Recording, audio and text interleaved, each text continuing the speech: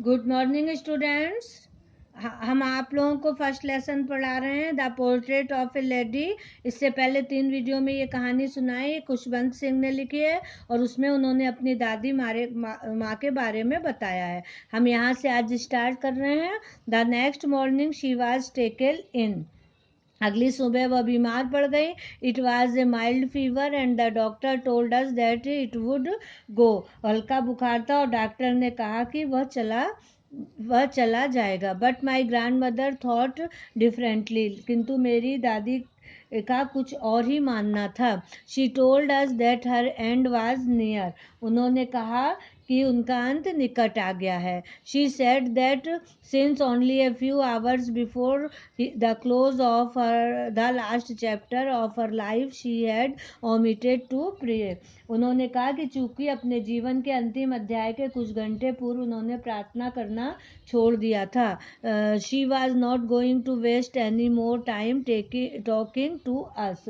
अतः वह हमसे बात करने में अपना समय व्यर्थ करना नहीं चाहती। We protested but she ignored our protests. हमने उनका विरोध किया किंतु उन्होंने हमारे विरोध को नकार दिया। She lay peacefully in bed praying and telling her beads. वह अपने बिस्तर पर प्रार्थना करती रहीं, वह माला फिराती रहीं। Even before we could suspect her lips stopped moving and the rosary fell from her lifeless fingers. इससे पहले कि हम शक करें उनके होंठ हिलने बंद हो गए और माला उनकी उंगलियों से नीचे गिर गई। A peaceful pallor spread on her face and we knew that she was dead. एक शांतिपूर्ण फीकापन उनके चेहरे पर फैल गया और हम जान गए कि वह मर गई थी।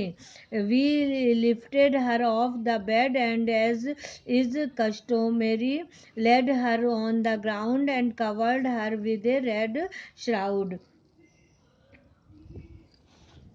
हमने उन्हें बिस्तर से उतारा और जैसा कि रिवाज है उन्हें जमीन पर लिटाया और उन्हें एक लाल कफन से ढक दिया।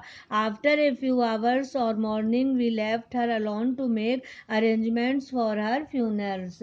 कुछ देर शोक करने के बाद हमने उनके अंतिम क्रिया के संस्कार के आयोजन के हेतु उन्हें वहां अकेला छोड़ दिया। In the evening we went to her room with a crude stretcher to take her to be cremated. शाम को हम एक अर्थी लेकर उन्हें दाह संस्कार के लिए उनके कमरे में गए। The sun was setting and had lit her room and veranda with a blaze of golden light. सूर्य अस्त हो रहा था और उनके कमरे व बरामदे में एक सुनहरी ज्वाला के साथ प्रकाशित हो रहा था। We stopped half way in the courtyard. हम अहाते के मध्य में रुके। All over the veranda and in her room right up to where she lay dead and stiff wrapped in the red shroud. पूरे बरामदे में और उनके कमरे में जहाँ वे मृत अवस्था में लाल कफन से लेटती थी, हजारों चिड़ियाँ फर्श पर बैठी थी।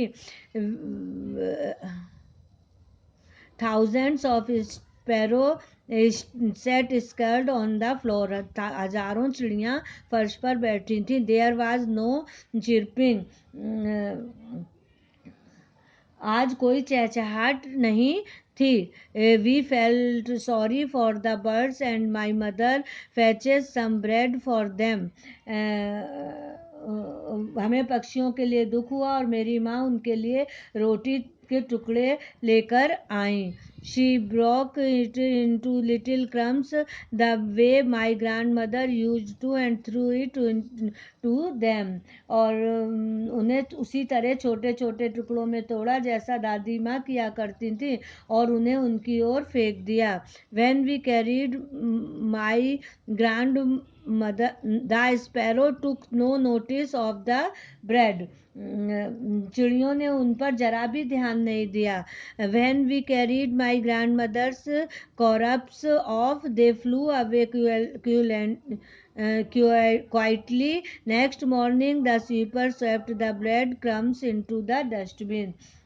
जब हम दादी माँ के मृत शरीर को ले गए तो चिड़ियाँ चुपचाप उड़ गईं। अगले सुबह सफाई कर्मचारी ने उन टुकड़ों को समेटा व कूड़ेदानी में डाल दिया। इस तरह से ये जो कहानी है the portrait of A lady, ये खुशवंत सिंह ने लिखी है। और इसमें उन्होंने अपने दादी माँ का वर्णन किया है कि दादी माँ की छवि कैसी थी, प्रतिकृति कैसी थी। वो पूजा पाठ करती थी, प्रेयर करती थी और चिड़ियों को दाना देने में उनको बहुत ज़्यादा खुशी होती थी। और उन्होंने ये भी बताया कि जब वो डेड हो गई तो चिड़ियाँ आई लेकिन उन्होंने ब्रेड नहीं खाई और वो उनके लास्ट में ले जाने तक रहीं और फिर चली गई। ओके।